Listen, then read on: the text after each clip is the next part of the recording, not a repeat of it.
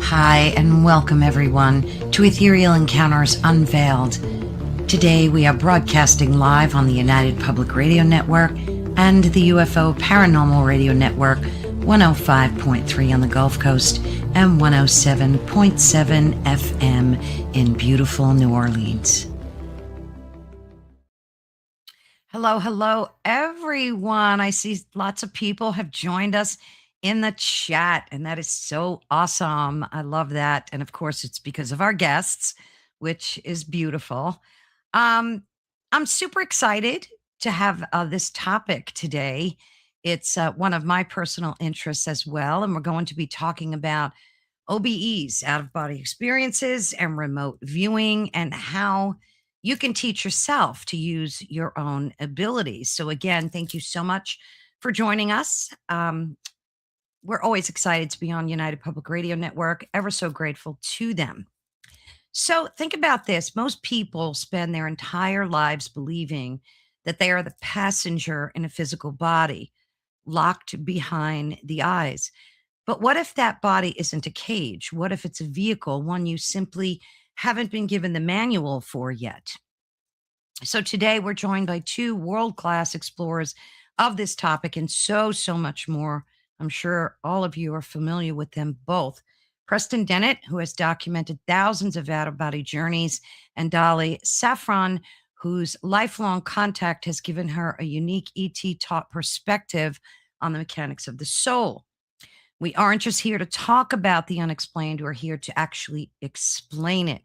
This is going to be a masterclass in the impossible, or maybe not so impossible, and a guide on how to project your consciousness, remote view the distant, and reclaim the abilities that have been part of your DNA all along. We're going to learn how to step out of the physical and into the infinite. So let's welcome our lovely guests. Dolly. Hey. Preston. Hello, Carolyn. I'm so happy to be Hello. here today. I'm so love your blessed. show so much. And you're an awesome person who draws perspectives from people. I watch your show a lot. And your research is phenomenal. You do really good research as well. So Thank you. It's going to be fun. And I love that introduction. That introduction was very cool. You described it really well. Thank you. You guys made my day. Oh, my word. On this rainy Friday. So let's say hello to some people, because you guys always draw a massive crowd, which I absolutely love. So let's say hi to Mika.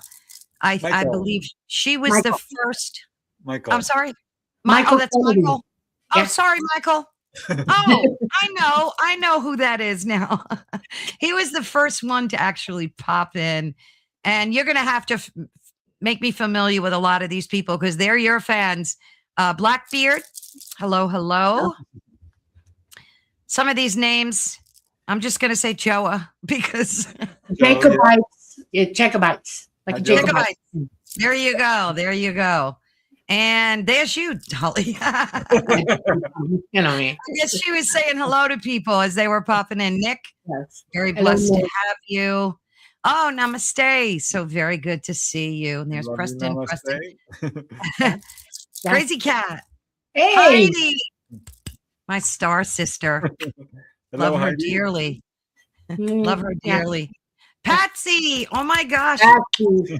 So much love. Come on. Yeah. Here's a good one. Poetic poems. Yes. Love that. Very kind. And then we have Nick. Hi, and Orion Constellation. That's another great one. Yes. Let's see who else. We love Orion. Yeah. Yeah, really nice. Oh, Stargazer. Hello. Stargazer. Hello. And then we have Miss Mary. Hi, Miss Mary. So welcome. I have a Mary too. My little Miss Mary. My daughter is little Miss Mary. So yeah. Oh, how nice. And then we have a Jay Hartsity. I don't know if you know him, or her. Not yet. Sorry. How you doing? Hi, Jay. And then we have, let's see, who else? Dao Long? Dao You Long. know that? Dao Long. Hey. There you go. Yeah. Namaste. Okay. All right. And as you guys pop in, I'll make sure to say hello to you all. Yeah. So, you guys, you're always so amazing to have on my show. I look forward to it all the time. I try to get you guys in at least once a month. I know you guys are busy, but we're going to work it out. We're going to make it happen. Cool. So, yeah. So, Preston, I want to start with you because I did a show with you once just on this topic. I'm sure you remember. And I replay that a lot because it was so instructional. And I use that instruction a lot when I try to do OBEs, which of course everybody knows are out of body experiences. And I've tried remote viewing once. So I'm really excited to dig my feet into that because that sounds like a blast to try. But the OBE thing, that show we did was just so powerful and impactful. And I thought maybe we could get started with you kind of sharing your experiences in your life because you've had some interstellar experiences of your own. And I'm sure you have too, Dolly. We'll get to you next. But let's get started, Preston. Everybody knows who you are. You're a famous author, ufologist. You've got so many credentials. We see you all over TV. You're so loved in the community. And I think it'd be a good place to start if you could share your first OBE, maybe, and the path there, from there to now. Yeah, it's funny because there is a little bit of a learning curve there. And this was something I'd certainly heard about after reading Robert Monroe's book, Journeys Out of the Body. That's what really started me on this. Prior to that, I'd read, Carlos Castaneda. So he was talking about lucid dreaming and this sort of thing.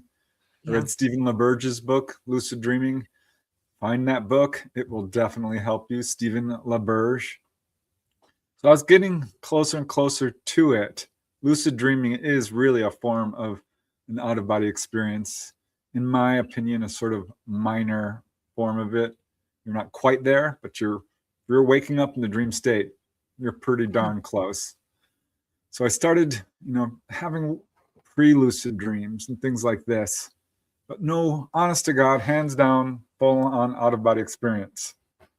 But there were some really amazing precursors. So I think the first one, and I haven't really talked much about this, but looking back in hindsight is always much easier to realize what's going on later after you've grown up a little bit. I was meditating once, and suddenly I found myself just hurtling through space. And it was hard to describe it, like through spider webs and tunnels and just going real fast. And didn't realize it at the time, but that was probably my first OBE. I just wasn't cognizant. I wasn't really clicking to it. Another time I woke up and I was on the back deck of my father's house. And I looked down at the deck and it was bone white. The deck is, of course, made of wood and browns. So I'm like, well, that's not right. And that woke me up in the dream state. And I watched the landscape just fill out in front of me in full, honest to God detail in a way that is much more clear than you can see in real life. But my first honest to God OBE was unmistakable. And you will know it if you have an OBE because there's no mistaking it. Yeah. I was lying in bed. I was a little depressed. I had a lot going on. My mom had died a couple of years earlier and found out UFOs were real. And I'm going to college. My car is breaking down. I'm working. So there's a lot going on. And I'm in a house filled with people. So a lot going on. And I just went into my bedroom to rest, lay down on my stomach. Now, at this time, I'd been doing meditation every single night for about an hour on how to have OBEs, which we can get into. But suddenly I felt this vibration. It's called the vibratory state. And Robert Monroe talks about it. He says, you'll feel a mild electric shock. What I felt was not mild. It was not mild. I thought I was being electrocuted. I thought I had stuck my finger in the light socket next to my bed. I honestly did, and thought I was being electrocuted to death.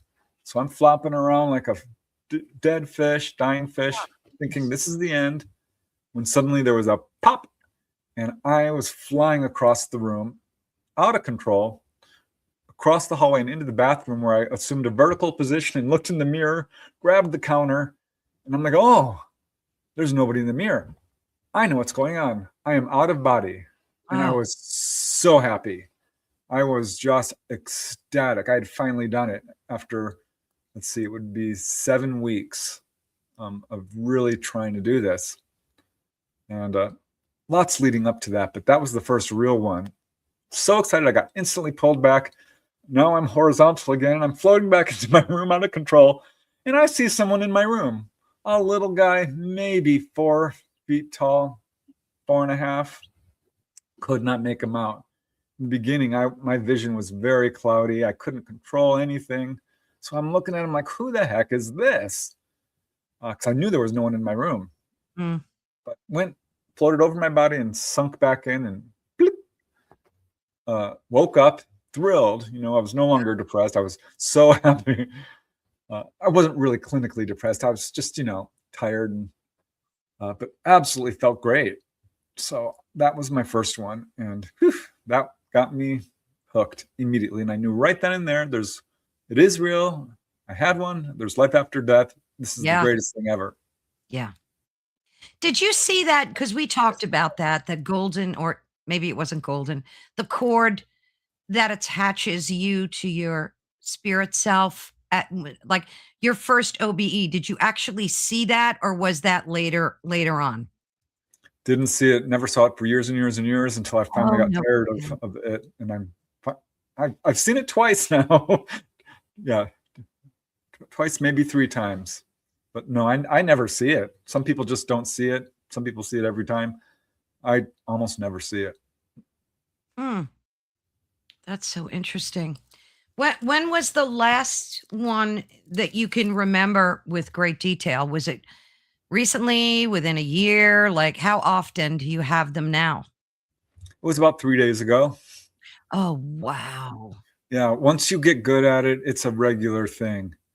And of course, it waxes and wanes. And if you're willing to devote time to it, you can pretty much do it at will. Not like snap your fingers at will. Well, Dolly's better at it than I am.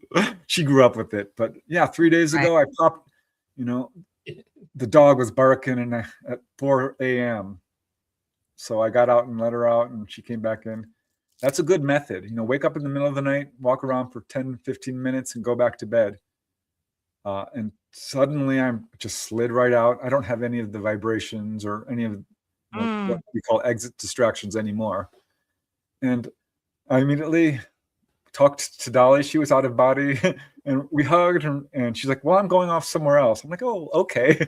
So I went outside, and somebody behind me growled at me, trying to scare me. And I'm pretty good at this. So I just turned around, and there was this little demonic looking 4 foot tall, grubby little troll like human, or not. I don't know. Did not look good. So he was trying to scare me, and I'm not standing for that. So I rushed up to him.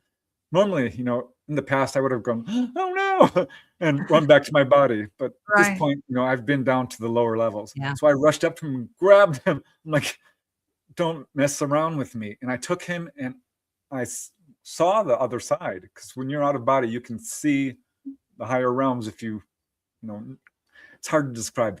If you know where they are, you can go there instantly. So I took him, and I shoved him up into the light. Oh, wow. And, I'm sure he didn't like that too much. Don't care. He knows better. He should know better than to try to scare people. That was wrong. Yeah. Can you control what realm you go into? Because I know in the past when we talked about it, you kind of went to the lower realms without really knowing that you were going to go there. I think something grabbed your foot, your ankle. That was in the lower realms, right? Can you control that now and avoid the lower, or Sure. is it just, oh, you can? Yeah. Well, I mean, when you pop out of your body, you're right there on the earthly, well, right next to the earthly realm. And that's where all the earthbound spirits are. But if you want to go to the lower realm, you just intend to do it. Once you know where it is, you can go there, or you can go to the higher realms. And at some point, I think it's difficult to get to the super high realms until you're at that level. But yeah, you can control where you go if you intend. It's all about intending.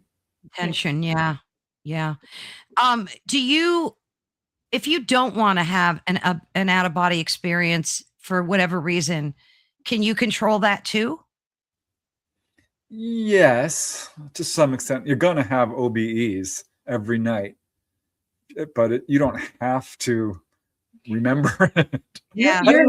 Your consciousness is aware of everything, okay? You are your consciousness. And when you are asleep, your consciousness is not bound to your body at all. And it can do whatever it feels like doing. Now, if it's you yourself and you're having a tough night and you just don't want to be drugged somewhere by your own consciousness, and this is how you describe it, your conscious brain, your physical mind, is listening to what your consciousness is doing. That's the connection you need to remember your OBEs, right? Mm-hmm. And your conscious mind is saying, I've had a tough week. And I really know that I'm going to want to go out and do all this stuff, but can you give me a break? My physical mind can't handle what you're about to do to me, and I need time to heal. And will you pay more attention to the physical part of yourself? It's a communication between you and you. Okay. That's how that works. If I need healing, if my body needs healing, my mind needs healing, my consciousness will endeavor to apply. And that's how you advance yourself in connecting to who you really are anyway. It's part of the process. So yeah, you've asked a very innocent question that's a little bit complicated, but it's very important to understand. Okay. Good. Yeah, Dolly explains it better than I do. I've never done that. If I got out of body, I am thrilled. It's always good news for me. And I've never intentionally ended one unless I'm having some issues. We have to, humanity needs to understand, because y'all have been through so much, okay, that your physical body is the bearer of your consciousness, okay?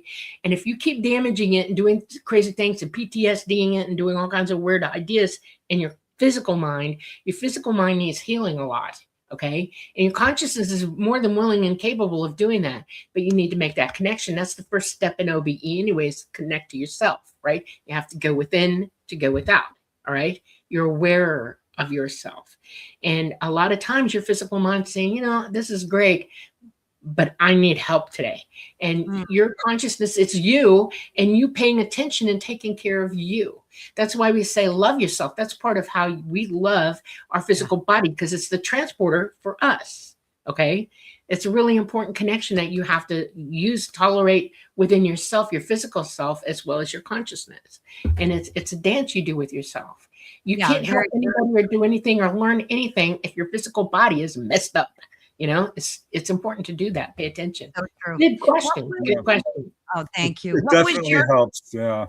What she's saying. Yeah. If you're drinking alcohol or doing, that's going to make it, it's not impossible to do it. I have done it under the influence of alcohol. I don't drink anymore, but when I was a younger man, I would enjoy a drink every now and then and have done it.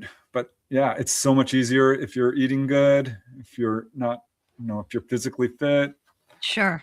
Emotions play a big role as well. Because if you're all caught up in procrastinating things and you're full of anger or greed or lust or any of those deadly sins, it's going to be a longer road for you. Oh, that makes so much sense. Good Lord. So I have a question for both of you, but I want to ask Dolly first. What was your first experience with, I mean, you have such an amazing, Sorry, it's just funny to me because she grew up with it. Sorry. Exactly. No, exactly. And I know Dolly. So, but I want folks to hear, what was your first experience with remembering your out of body experience?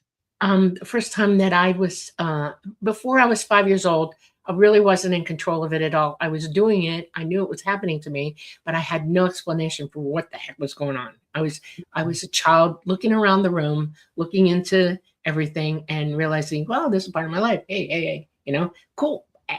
But when I was about 5 years old, I came out of myself. I was standing in my room and I was thinking, I need to walk outside. And I'm looking at everything around me and I know I can go through anything I want to go through. So I just walked outside, straight through the house. Wow. Went out to the front of the house and I could realize that my senses, I can feel everything around me that's in 3D. I can feel the wind. I can hear the birds chirping or the owls hooting or a distant barking or whatever. And I just sort of took it in. And I looked up and I kept seeing light that I didn't understand what that was, because it was my consciousness connecting to something. I was in concert with it and I could actually see it. And it took me a long time to figure out what that was, but that's my first time. I was enthralled with it. And that was the first time that I actually lifted up and went up off ground, off the planet, and went high, way high up, and just sort of looked down on everything. And I was very proud of myself. Oh, because I did it, and I spent about a month or two after that asking people politely and under the table, sort of in my head, what do you dream at night? What are you doing at night? Can you do this? Can you do that? And I'm trying to tell my dad what I was doing. And he said, you're going out of the body. And I looked at him and he said, you need to pay attention to how you do that, how be in control of it, because you're going to encounter all kinds of things. And he said, I want you to be aware. And I went, okay. And so I took his advice and I just took the journey after that through my lifetime. So learned a lot. Were you awake at the first one, or were you sleeping? Yeah, I don't sleep. So yeah, I'm wide open conscious and have been since the beginning. My first day on Earth was interesting because they knocked my mother out and I was sleeping. But when I came to, I was like, oh. I remember 4 weeks old being in the car going to Florida in my pram. It comes off the wheels and I put it in this. And I was looking at my foot in the window with everything going by, going, oh, look, 5 toes. And then I realized, you have 5 toes. And it shocked me because I became aware that I am a person. I knew who I was. And I was trying really hard to deal with 5 toes and 5 toes. And that's my first conscious memory as a human being on this planet. And it just went from there. You all do this, but you don't remember. And it's because we have a society that's forced us to forget. Mm. Yeah. We look at dreams as if they're imaginary. They're not. Dreams are real. Most of them, I won't say most, but a lot of them are half remembered OBEs for sure. Oh, I agree with that. I agree with that. And it's funny what Dolly said about not sleeping. At some point, that started to happen to me. You reach this point where you're just awake, and you can wake up any moment during the night at any time.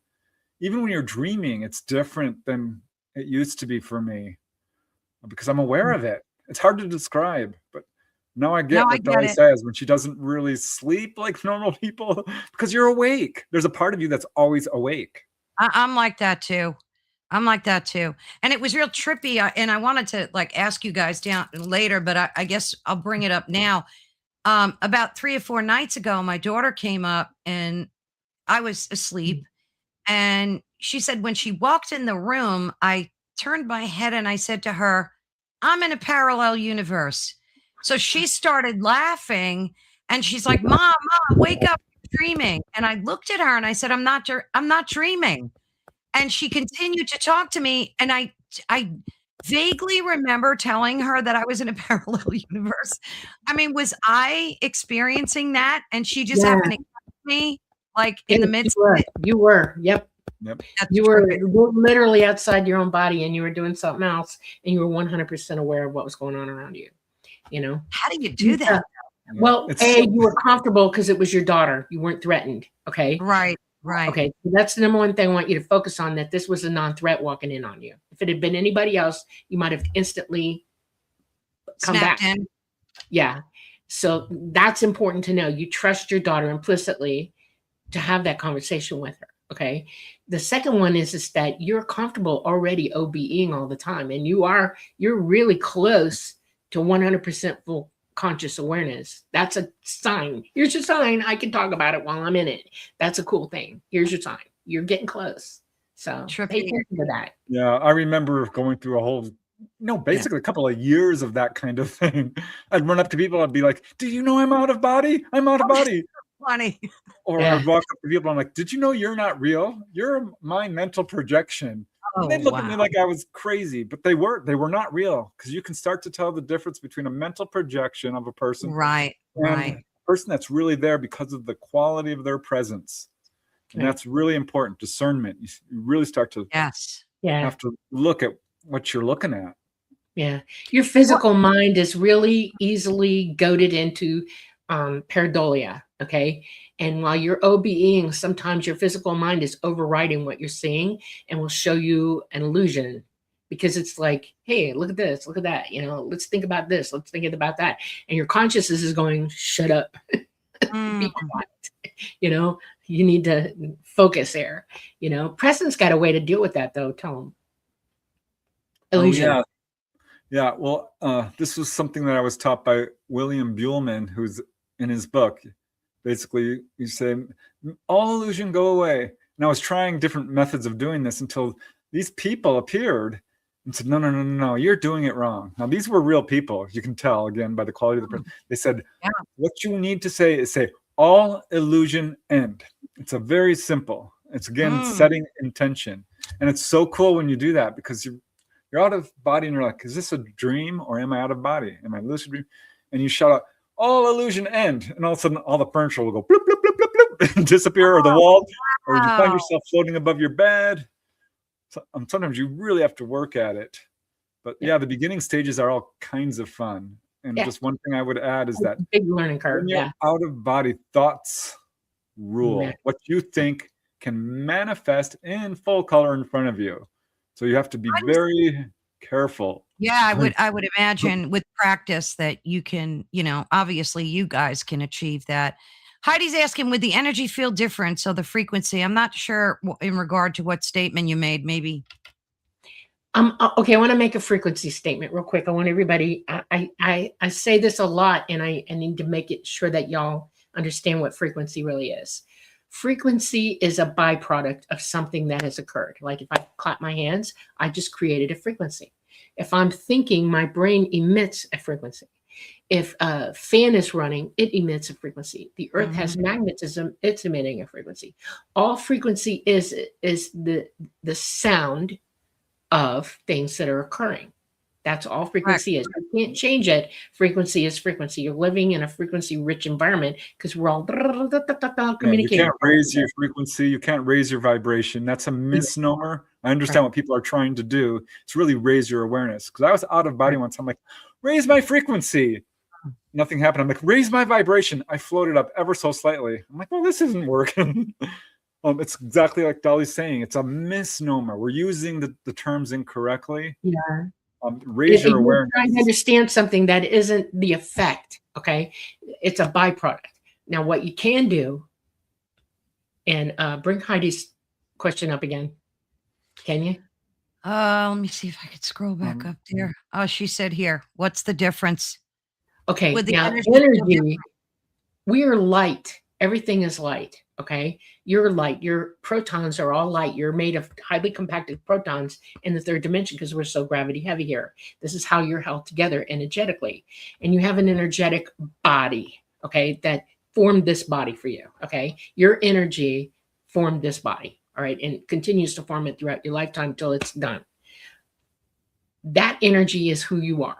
All right.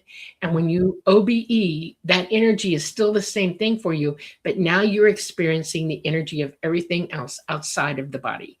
And that feels a little bit different. Only in that your senses, you have 5 senses here. 6 is your psychic, but your psychic holds you to your consciousness. Okay. So you're going to still experience sound. You're going to experience smell. You're going to experience touch. You're going to experience every sense that you've got. All 5 of them on the other side, only now it amplifies. Yeah. That's what people try to describe because they say The colors are stronger. The wind is harder. I hear things far, far away. You know, they're trying to understand, and they want it to be, is their frequency increasing? No, you're outside your body. Your body's limited in its sensibility, but your consciousness is not. So the energy changes when you go out of body. And it can be very intense. Some people who start to OBE, and I think Preston had this happen, it's so intense, it sends you back to the body because you're like, whoa, what was that? You know? And you have to sort of dip into it and get used to it and keep going into it until you become acclimated to that type of energy. Okay. Because that's really who you really are. You know, that's what's the coolest thing. It's so cool because you can see in a way that you cannot see here. Right.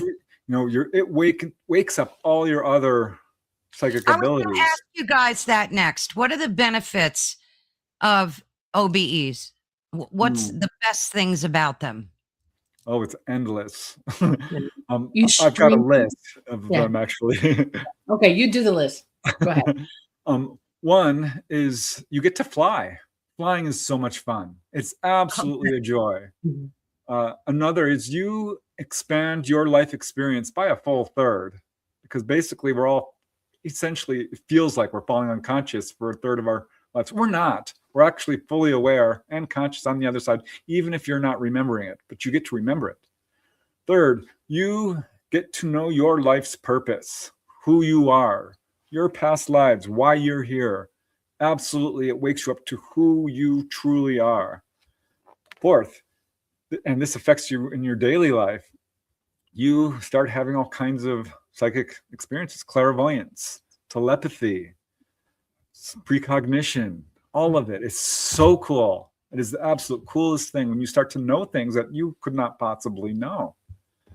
You can absolutely heal yourself of illness of all kinds, whether it's a cold or a cut or a chronic disease.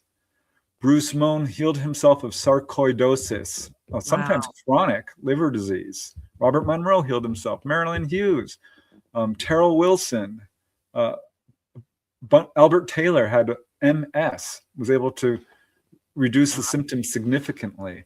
I mean, it just goes on, the things you can do. Learning about past lives, meeting spirit guides. The best is meeting deceased loved ones. I was just going to ask you that. So hard. It's so hard to lose someone. I'm not going to go on. I'll give Dolly a chance. The physical result of OBE, this is the physical connection that you may be trying to understand. Okay, how does this all work?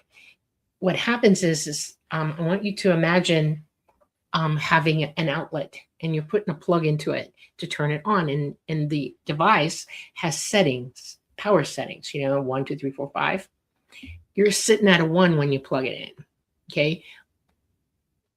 You're at a 1 right now, physically in this body, and your abilities right now. What happens is when you go OBE, you can turn the volume up on it, on yourself. You can turn the power up. And this retrains your brain, your physical mind, your pineal gland, and every aspect of your being, your physical, your ethereal body, and it powers it back up where it belongs. Part of losing psychic ability is all that volume being turned down to where you can't hear it anymore. Connecting OBE means you're going outside of yourself. You're making connection with that energy, and it back feeds into this, so you turn up the volume. That's what that is. Okay. That's a great explanation. I like that. I have not heard that before, Dolly. that absolutely feels right. Yeah. So do you both believe, we'll start with Preston, do you believe that these abilities are innate in all of us? And in the years of you teaching this, what's the number one psychological barrier that prevents people from succeeding? Yeah, it's 100% innate, a natural human ability. It's not paranormal. It's not supernatural. You will have a permanent out-of-body experience one day. Just saying. So if you can get the practice in, you will have a much easier time going to the other side, because you have to learn how to move, how to see, how to communicate, and all these things. And if you do it now, it's absolutely a natural human talent. And there are 4 major barriers. One is fear. People are like, oh, it sounds scary. Well, yeah, it can be scary, but honestly, it's as safe as sleeping. You're already doing it. Yeah. Another would be laziness. People don't take the effort to even try. Another would be skepticism. Oh, I don't think I can do it. This is just yogis and people are like, no, no, no, no, no. Anybody can do this. It's a simple matter of applied knowledge.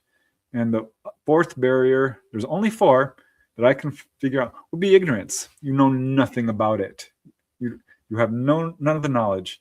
It's a simple matter of applied knowledge. Dolly made this very clear to me that this is how you absolutely access other dimensions. It's not like you're going anywhere else. It's your own abilities. Dolly can speak much better on that, but yeah, there's only four barriers that I know of. Dolly? Right. Well, it's your birthright. You're born to be this way. From the moment of conception all the way through your entire life, your cells are all ready to attract energy, psychic, everything. Your heart is indwelled by your consciousness. Okay. There's a node in your heart that actually stores who you are, where you're at. That's where the tie is. Your physical mind is like, think of your car. You know, you put the key in the ignition and you turn on. Well, you turn on the electricity to the car. Same thing here. You've just turned on a body that you've grown into, and this is your entry point. Your physical mind is the computer of the car that does all the things that you want it to do while you're driving and going and seeing. You're moving through space and time in this vehicle. Okay. One of the things that we have to understand is the number one, in my estimation, the number one barrier to understanding or moving into this understanding of it so that you can use it properly is that the vehicle must be taken care of. Number one. Okay. Every yogi, every master, even Jesus said, your body is holy. Okay. It's a temple. It's a temple. And if you misuse it, you're going to lose it. And it's true. Okay. And we all need to learn to take that to heart. Then the second barrier, in my estimation, is your belief system. Okay. If you don't, if you don't understand reality for what reality really is, and you're locked into a belief system that doesn't give you truth, it just makes you think that you have to believe this for it to be true. Wrong. You have to employ knowledge. And as I've told Preston, you have to educate yourself into what everything really is, okay, to understand it better. And it's a long journey for everybody, and we all learn it at a different pace. You're here for this classroom, you know? So what I can do is not necessarily what I'm telling you can do, because I'm on a different level than you, but I will encourage you to go there, because yes, absolutely, you can reach that goal. You can become everything you are. You can actualize everything that you are. And when I say actualized, I mean that it's like turning the key on in the car. You're actualizing the engine when you do that. We need to actualize who we are. And those precepts first, take care of the body, make sure it's healthy and you're healed and everything. And the second one is, what do you believe or what do you know? There's a giant chasm between those two things. Yeah, thank you. Yes. And then the third one is what Preston says. Absolutely.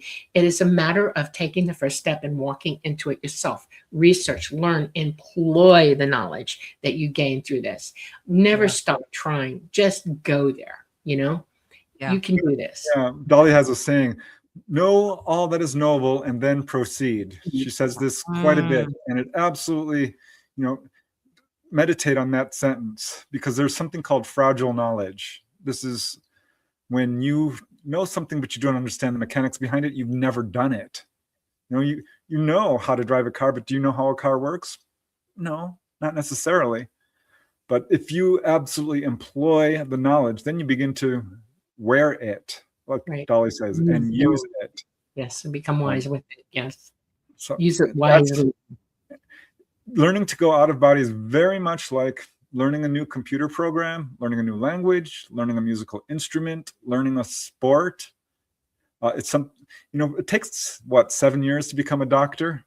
You have to really commit yourself to learn how to do it. And you can read all the books you want, but until you perform your first surgery or your first blood draw, you're not going to know how to do it. That's fragile knowledge as opposed to experiential knowledge. Right. So you have to step out of that, you know, knowing to actually employing the knowledge. Right. So true. Do you think it's the same place that we go to when we die? when Yeah, I we want haven't. to talk to you. I want to bring out something. I've thought about this long enough, and I think I'm going to go ahead and say it finally. Say it on your show. I want you to understand, because you brought it up. You know, you say, do you see the cord when you're OBing? Yes, there's an energy cord that's holding you to your heart. Okay, it's energy from your heart, and it's your tether while you're going out and about and whatever. But there's another tether. Okay, and everybody talks about this, but nobody's really explained it out. And I'm bloody going to tell it now, because y'all need to understand something. We are all in source together right now at the same time, all of us. We are coming out from source to here. Okay, we're in two places at one time. Okay, so Einstein tried to explain it. They're trying to do the maths for it, but I'm not sure they're going to get there yet. But the one thing that most people see, I want to say 92% of people, when they start passing, those that have come back to talk about it, is they see the light, the tunnel of light. Mm-hmm. That is the energetic pathway of you and source. You're not going into an unknown place. This is your energy going straight to source that you're following. I agree. That's your tether. Okay, people need to understand that we are always connected to source. It is an unending connection. There is always a light with us, always light with us. Okay, Agreed. It is in us, around us, it's everywhere. We are in source together. We're connected to it 100% of the time. Some people walk out of the light and into the dark and become blind, and they stop seeing, and they cut themselves off from that reality. And I want people to start seeing what reality really is. And this is a journey you have to take from not knowing to knowing and seeing it for what it really is. So when you meditate, and that's really the first step for everything, learning to go within, to go without, because within you is that connection to source. And most people who meditate see the light. You know, you described it beautifully. You said you saw this wild woof. Okay, you were looking directly into source at that moment. You were seeing it for real. And we all have that ability, all of us. It's invigorating, it's energizing, it's healing. Okay, it's all kinds of things. But we need to learn to meditate. And to meditate, you need to go within. And to go within, we need to shut up the brain long enough to let it happen. Yeah, here's a good beginning meditation. Just lie down in bed and imagine the color, whatever, blue. And to do that, you know, some people they're like, I can't visualize that well. You know, some people have a disorder where you actually can't visualize. You can use sound as well. But imagine a blue ocean. It's very easy. Work with that, the blue sky, and then go to red. Imagine a red rose, a red apple. Go through all the colors, you know, a lemon. And then suddenly it starts to get really vivid, the more relaxed you are. And then this is when it gets so cool. Imagine light. Now this can be a little more difficult, but once you start getting good at visualizing, imagine, and suddenly the light comes on, and you will swear up and down that someone came into your room and turned on the light. You know, and I remember doing this and opening my eyes and being stunned to find myself in a dark room. This is the dawning of the clear light, is how some people put it. Once you do that, you are connecting to source. I went out of body to the light a couple of times just because, you know, the near-death experiences talk about it. The only difference between an NDE and an OBE is NDEs are forced through trauma, and they are limited in what you can do. Usually there's a border and you can't go beyond it. When you're OBE, no limits, you can go beyond. And you can absolutely control it. So an OBE is definitely the way to do it.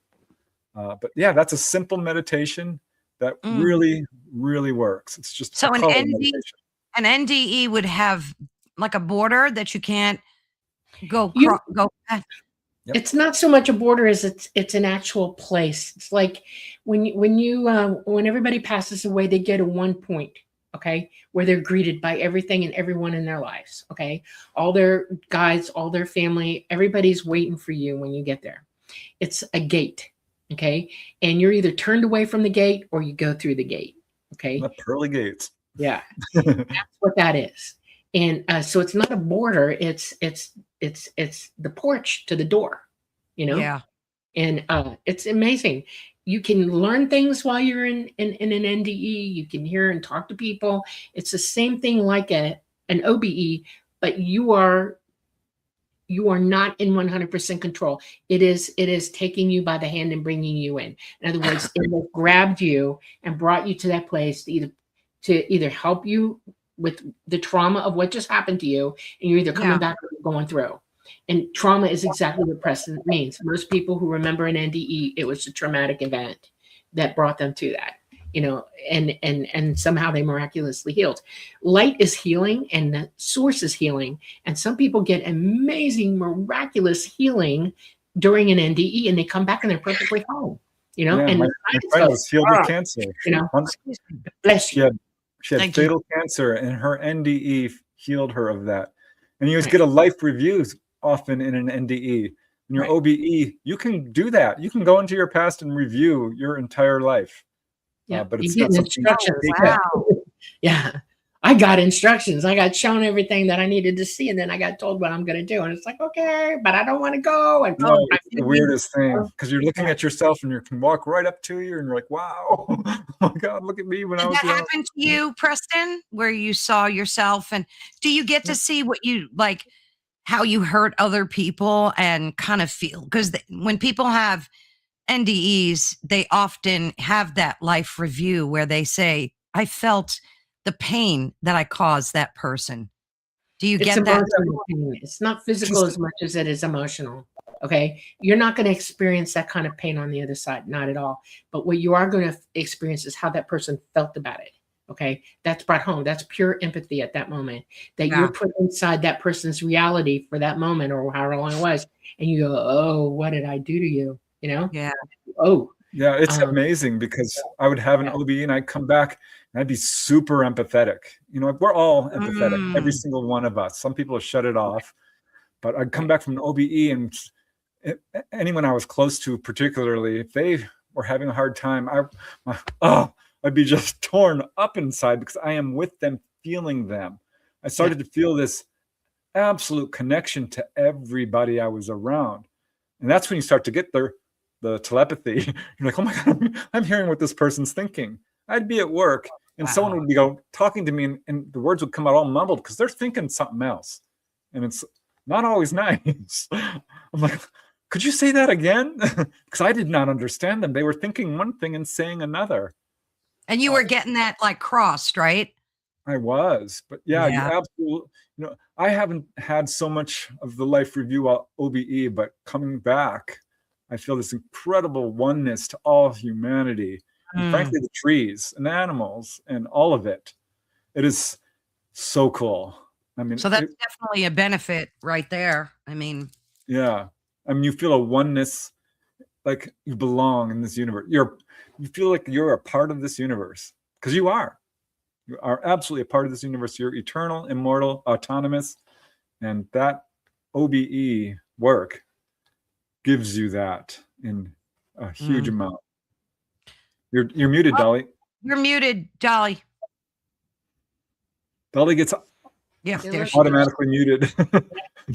One of the things that I want to bring up, and it's just a real quick, I want you to, while we're saying what we're saying right now, I want you to visualize and understand that ET is us.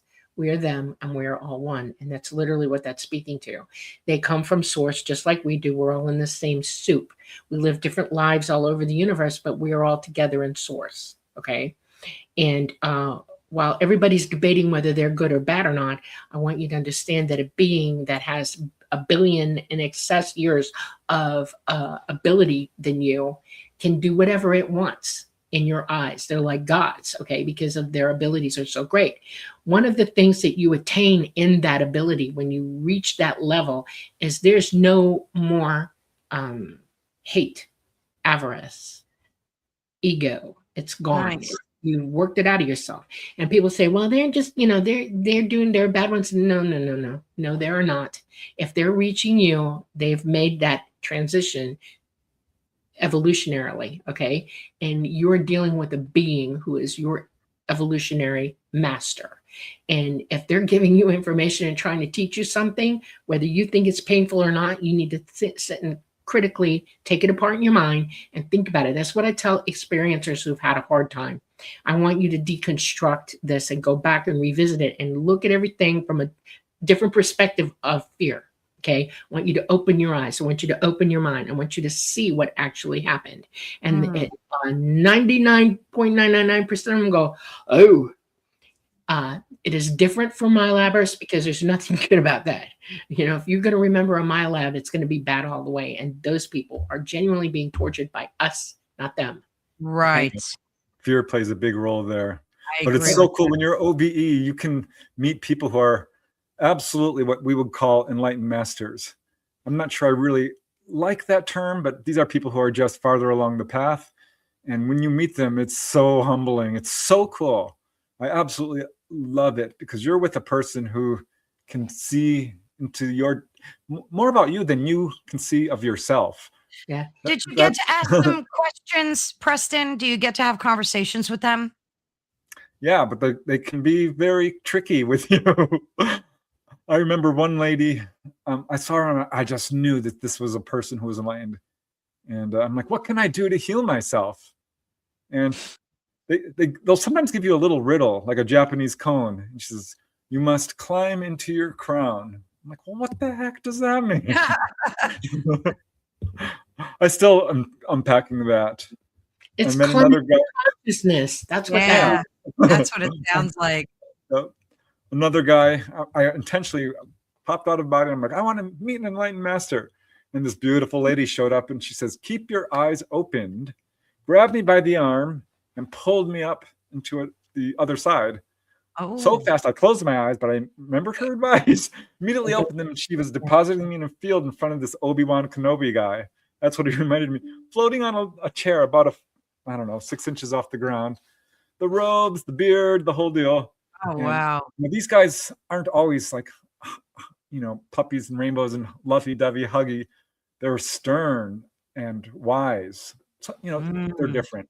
But this guy was like, okay. And he looked at me sharply and says, and he spoke out loud. Almost always it's telepathic, but he was doing it both. He said, when you do something, punctuating each word, when you do something, do it absolutely.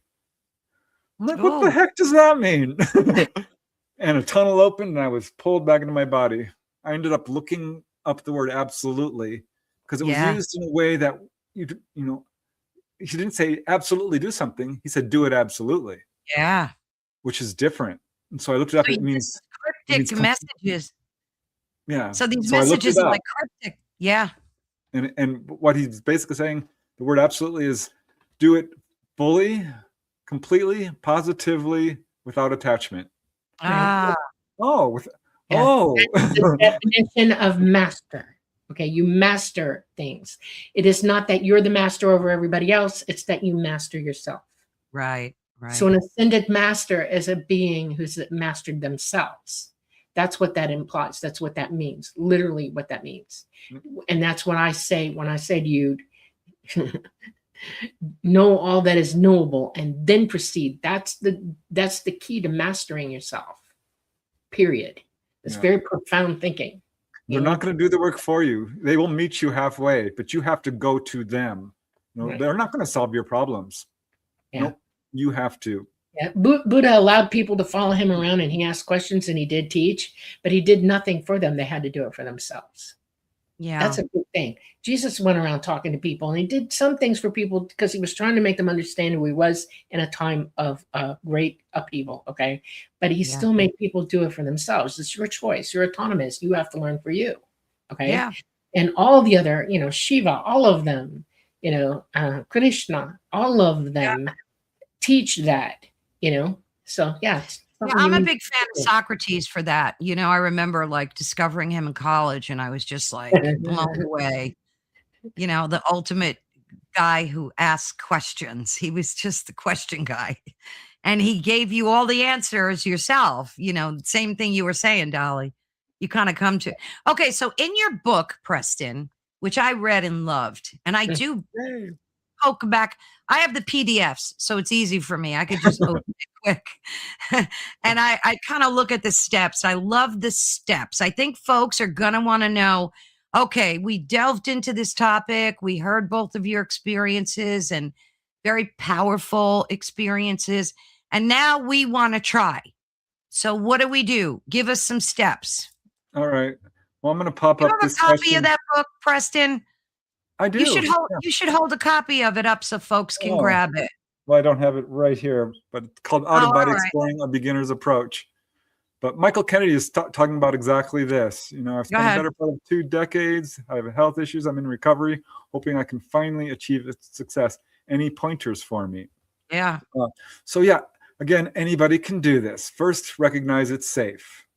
Second, recognize that there are incredible benefits. Third, I would say dream work is a huge step. If you can remember your dreams, you're ahead of the game. So keep that dream book by your bed. Wake up, write down, you don't have to write down the whole dream, write the first line. Work on remembering your dreams. And another thing you can do, and this is important, throughout the day, ask yourself, am I out of body right now? It's a ridiculous question, I know, because you're not. You think you're not. But the fact is, you're spending 1/3 of your life out of body, and you're not clicking to it.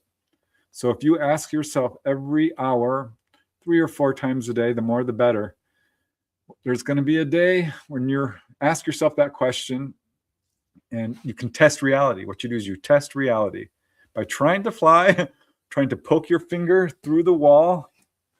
You know, does it go through? No, it doesn't. Try lifting something up. Here's some tape. Throw it up in the air. Came down. What happens is you'll throw that up in the air and it stops, it floats, or it doesn't. It disobeys reality. It's like suddenly, or your finger will go right through the wall. And that's when you wake up, you're like, oh my God, I am out of body. So this is called reality testing. This works very well. But how to begin is 3 simple steps. It's physical relaxation, it's mental relaxation, and it's visualizations and affirmations. Very simple. Right now, we're all dreaming. Believe it or not, we are dreaming right now because we have this stream of consciousness that's whirling at high speed. And that's exactly what dreams are, because you fall asleep and you go right into your stream of consciousness. So you want to physically relax all your muscle groups. It takes about 20 minutes to really get it. You want to get to the point where you feel heaviness or lightness, numbness, maybe even a little bit of movement. Ultimately, you want to feel the vibratory state. You know, you'll feel a shock, kind of.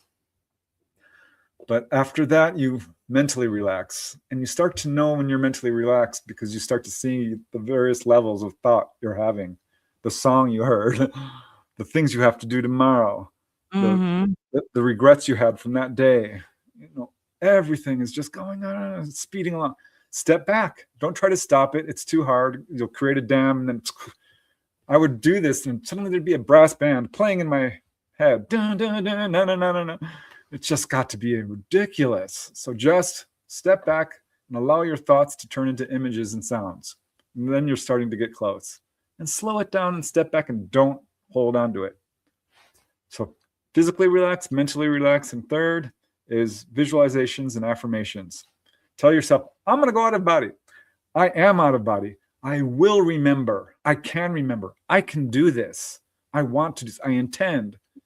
So it's all about wrapping up intention, willpower, imagination, all of it, desire.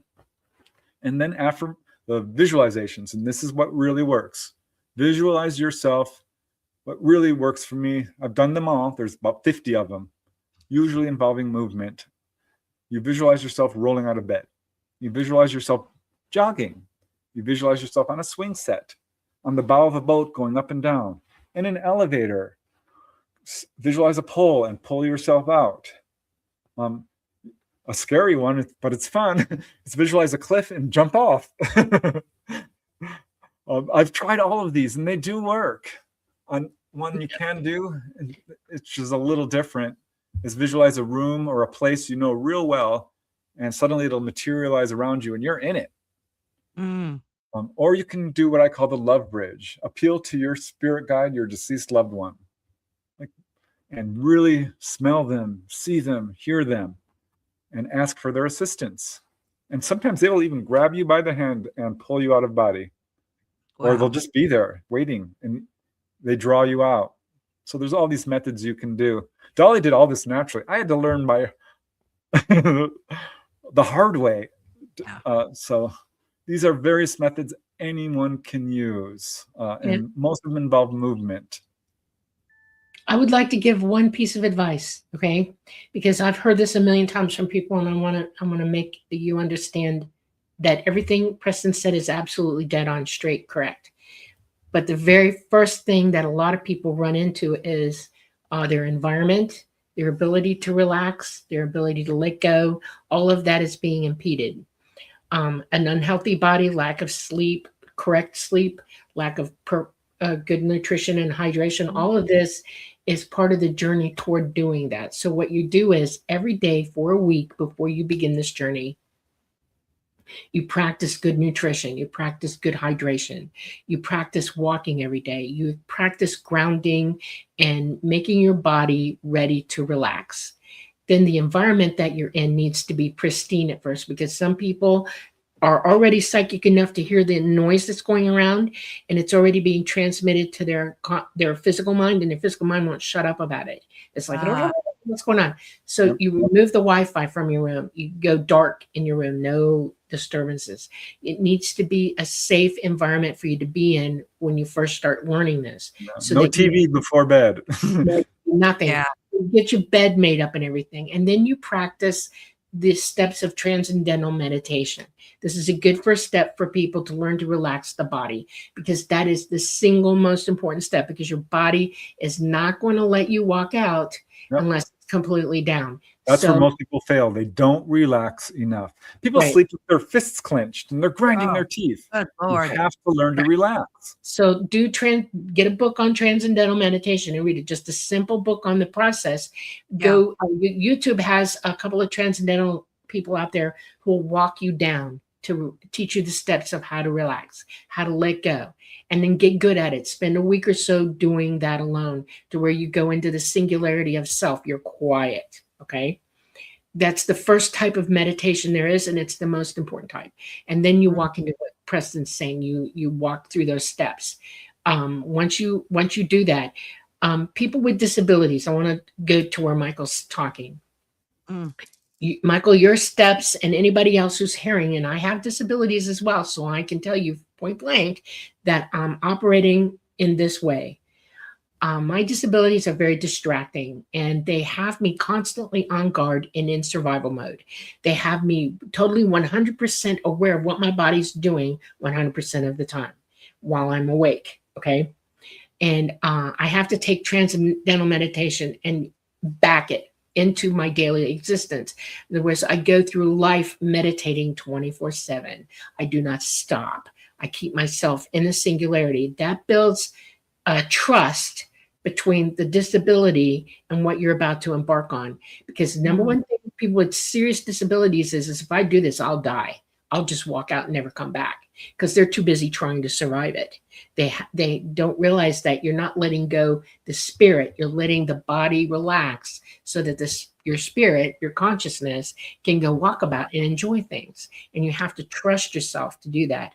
And so transcendental meditation, awake 24/7, so that it actually helps you experience things differently. You don't get as weirded out about everything. You don't let bad news walk you to the point of mental death over it, or make you so depressed you can't walk out of it. It actually changes that for you. Okay. So if you have a disability, transcendental meditation, you practice it every single second of the day.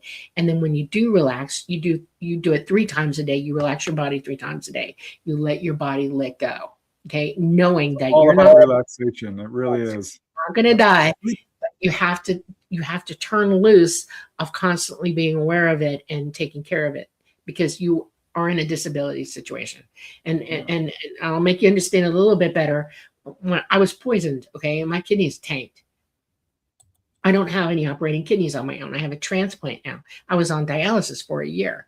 And I was still doing all of this, and I had to trust the fact that it doesn't matter what the body's doing. I still have a number of days ahead of me. I'm walking through this as a lesson, and I can actually keep accomplishing that through the lesson. and you get good at it. And if you need help, there are plenty of guys online who can talk about this. There are other people who know what we know about meditation and relaxing while you're in a disability. I have a little guide. Email me, prestonufo@gmail.com. Easy to remember, my name plus the word UFO. And it's a 2-page guide on how to do this.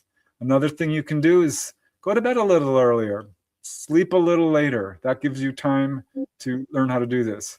Something that's really crucial is, if you analyze your dreams, you'll see that 80% more are about desires and fears. Absolutely. You need to realize your fears. Face your fears, realize your desires is what I'm trying to say. You need to work on your emotions. If you're overcome with greed, you're going to have a hard time. If you're overcome with lust, it's going to be difficult for you. If you're just lazy all the time, it's going to be hard. These are the so-called deadly sins. And I think that's what they're really about here. If you procrastinate, these things all fill up your consciousness. So what you want to do is, if there's something you're afraid of, just face it. Hold that spider. Go to the hospital. Do whatever it is that scares you. That way you can move past the fear. Meditation is ultimately, exactly, Dolly's right. It's all about relaxation and meditation and recognizing that you are safe. You are autonomous. You can do this. You have to put forth the effort. If it's not enough to know how to do it, you have to try it. Right. I give out these instructions, and I'm going to guess that 90% of the people are like, oh, thank you, this is cool, and try it a few times. No. Every single night for, it took me, 50 days to do it every night. That's a long time to devote an hour. It's 50 hours, 70 hours, something along those lines. Our educational system did us a terrible disservice to many generations. They made you think that you were going to go to a classroom and learn something and then come out and you know it all. No, you do not. Okay. Right. They don't teach you. What they're teaching you is that they're the experts and you're not, and you have to always go to them. Wrong. We can teach ourselves anything. We're capable of understanding anything on our own. Absolutely.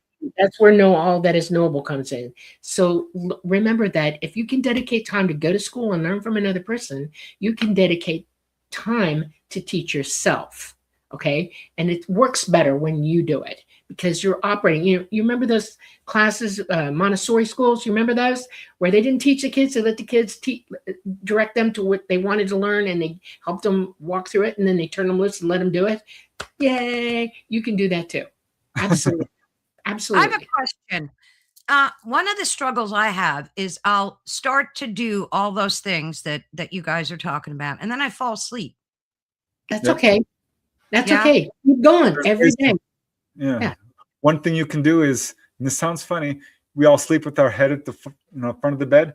Turn your body around. Put your head at the foot of the bed. Because that gives you a slight Get out of your comfort zone. Yeah. Or, I don't know how everyone sleeps. I sleep on my side. I do too. Try laying on your back. I can't fall asleep on my back. Yeah. If I'd have to be really tired. And that worked for me. And I would just rise right up. I'm like, wow. Or go in an easy chair. It's a little bit harder to sleep if you're sitting up. And a way to quiet your mind, mantras work really well. Say Om over and over again. Say your name over and over again. Say the word love over and over again. That will pull you out of all your jabbering thoughts. There's little things you can do that help you to do this. Here, I want to pop this question up from Hillbilly Herb, because this is a good one. Dolly, maybe you can start with this one. What's a good starting point for exploring the astral realms? Are there any big landmarks or entities that would be good to visit, like a newbie area in a video game? I've got some ideas about this, but I wonder what you would say to that, Dolly, for a beginner. Because you're so good. The universe knows you intimately. The universe knows what you need. And when you cross over into that OBE, the universe has got its hand on you instantly. You have beings around you who work with you all the time that you don't realize are there. And you have people waiting for you on the other side as well. And if they see you walking in as a newbie like that, they're going to try to take you in hand and direct you toward what you need to look at first. Because this is a learning experience, and you need to go in with the intention of show me what is first. Show me what is second. Show me what is this, what is that, what is that. I spent the majority of my childhood being led out and shown things and how to control myself on the other side, to where I became able, it's like you're sending a kid to school and you walk them to school 5 times because they need to learn the route, right? There are beings on the other side that are going to do that for you. They're going to help you know what the route is and show you different places. We all have spirit guides. That's right. Once you get that under your belt, then you start letting yourself intend to visit one thing at a time, and you target things that you want to know. Do it in a good way. This is positivity talking, okay? If you go over there with a bad idea or a bad feeling, you're not going to have a good experience, because you're going to draw negative energy to yourself, and you don't want to go there, okay? Because there are levels and realms of reality, okay? And where you can learn. The school doesn't end here. It's still there too. We all helping each other. All right. Until you leave the body and you go back into source, every level that you're visiting OBE is a classroom for you. And some of them are really, really nice. Some of them are like tough. Some of them are healing. Some of them are educational. It just depends.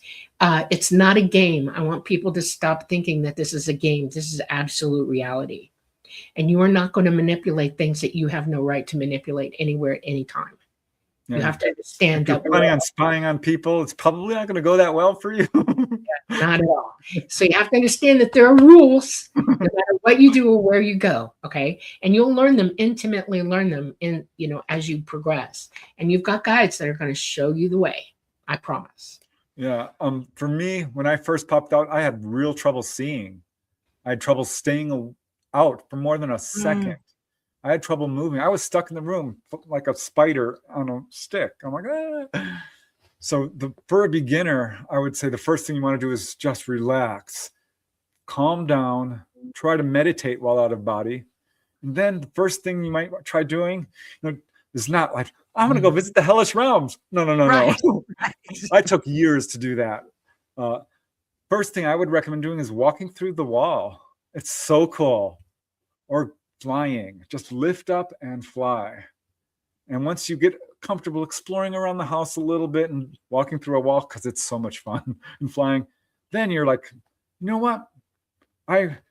What you do is you intend, you have a plan. So a really good one for a beginner, because they're waiting for you, like Dolly says, is your deceased loved ones. We all have them, every one of us. You might not even know it, but you can call out to them. Yeah, absolutely. Because they're there waiting, and they will take you to the other side and give you the tour.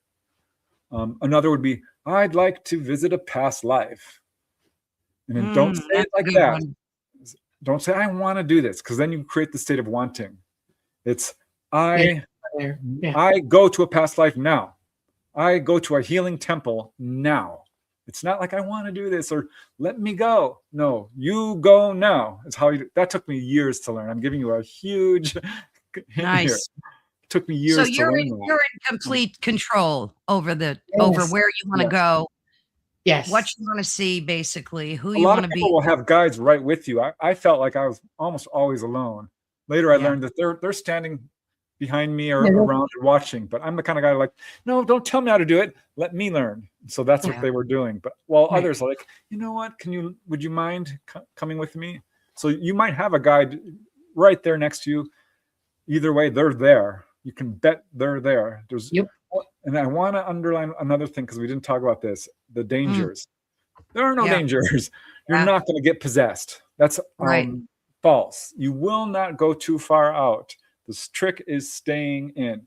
You will not get lost. The silver cord will draw you back. None of these dangers. And I scoured the literature on it, because the early literature on it's like, oh my gosh, you'll get possessed. No, I couldn't find a single darn case of that. There's been some people who've had scary experiences. So yeah, it can be a little scary. The only real danger I could find is it's going to change the course of your life. You might have been a materialistic person, and you won't be, and you'll start giving your money away. Seriously. I mean, you will. Be careful what you ask for. Yeah. It changes your priorities. That's so true. But here's the other one, and this is the most important. This is the back end of this conversation right now, okay? For every action, there is an equal or opposite reaction. Okay. So you need to keep that in your head. You need to learn that rule. That's the number one rule about life. Everything we do has cause and effect. Okay. And when you're out of body, it is imperative that you remember that and never breach what that means, because the only person you're damaging at this point is you. Okay. You're the only one that can affect you.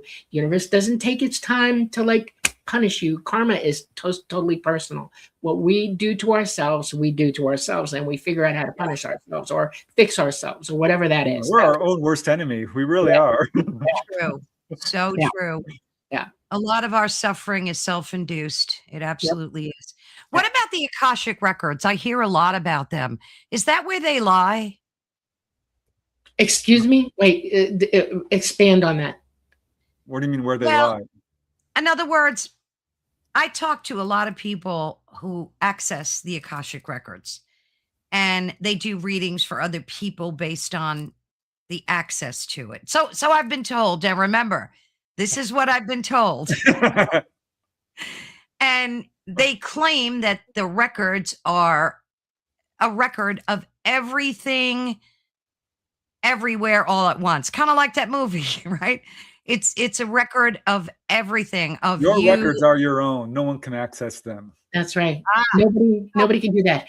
I want to give you, okay, I'm going to start you small and then take you to the big picture, okay? I'm psychic. I'm wide open psychic. I can hear you thinking. Do I jump into your head and listen to everything you say? No. No. For every action, there is an equal opposite reaction, cause and effect.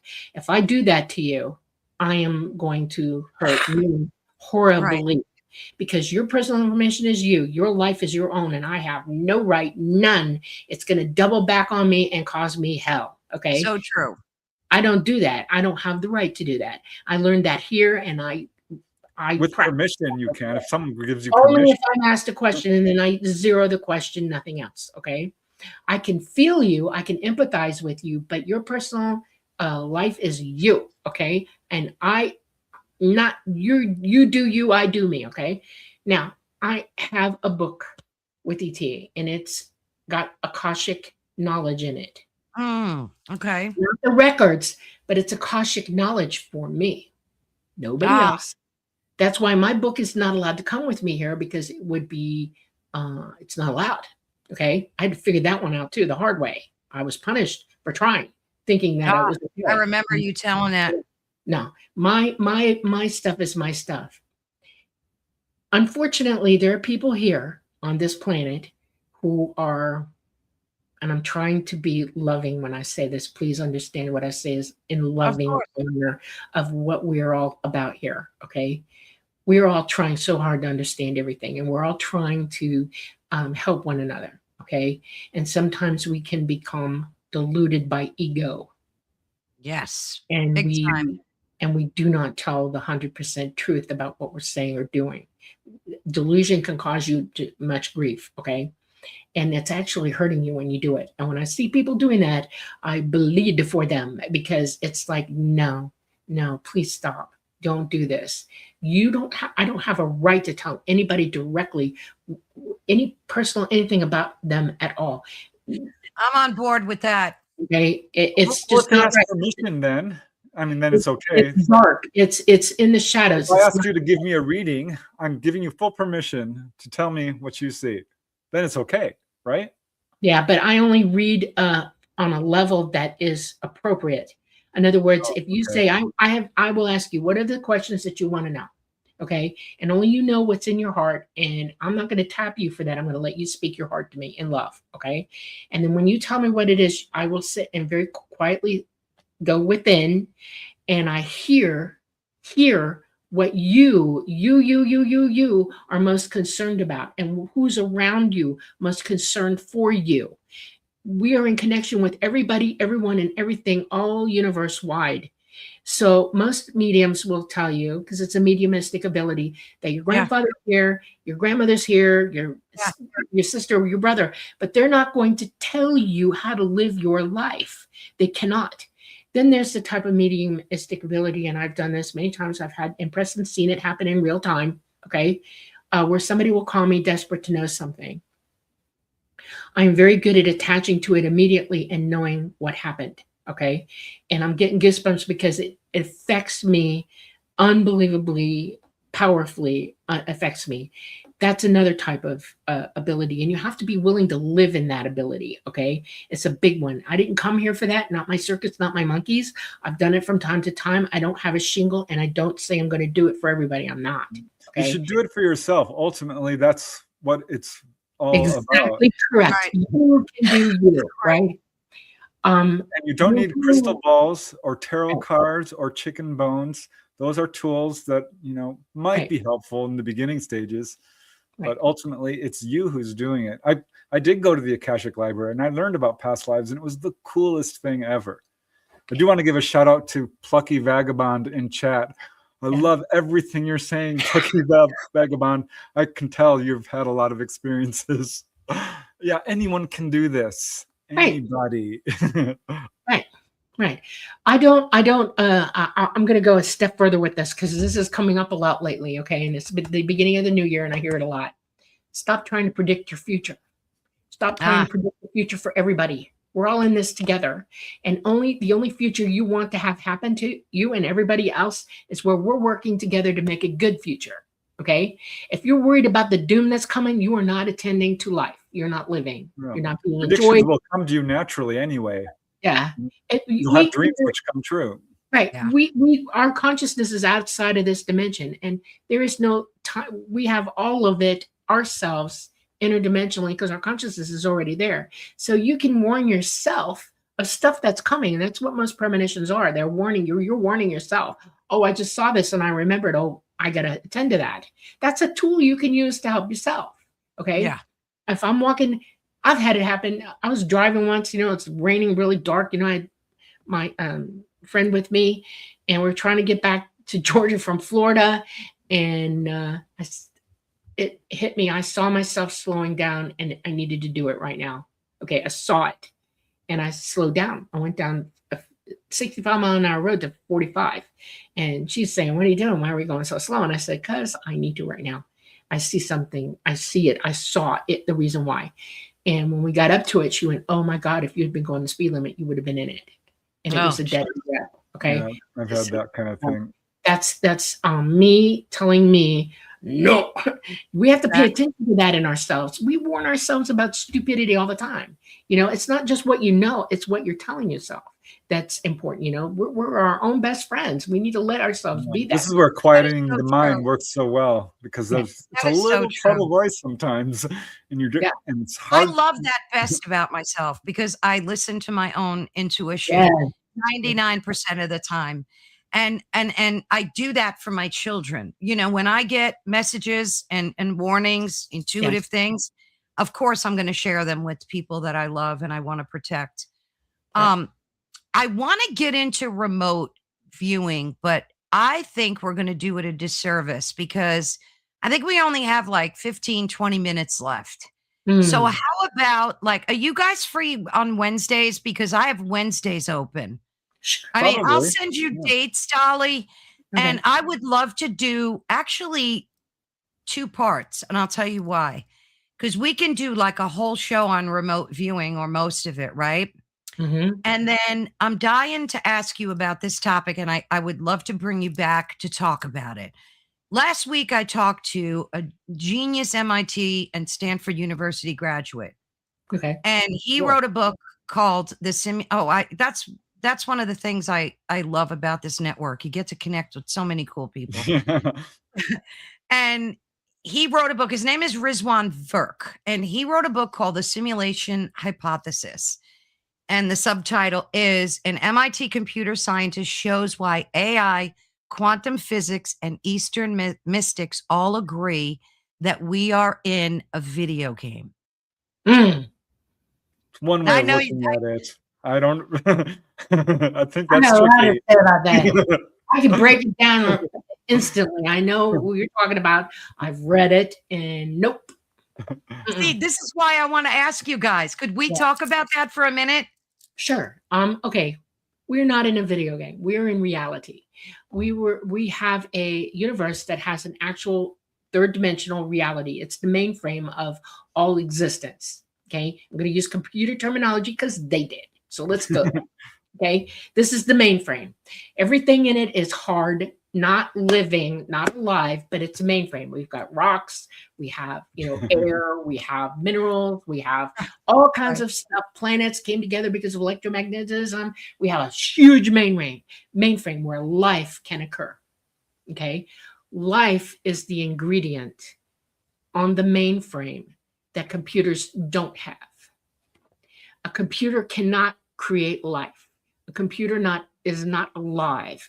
It is just a mainframe that we program. And I've taken programming. I went to DeVry. Okay, garbage in, garbage out. We're programming into this mainframe computer on its, on its whatever memory it's going to hold, and whatever type of memory it is. And let's not do quantum, because everybody's lying to you about quantum computers.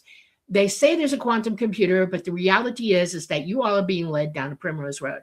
There are only 2 of them in existence, and they are failing every day. They have not got them to work right yet. Hello, but they talk about it as if it's a theory that's come to life. No, it has not.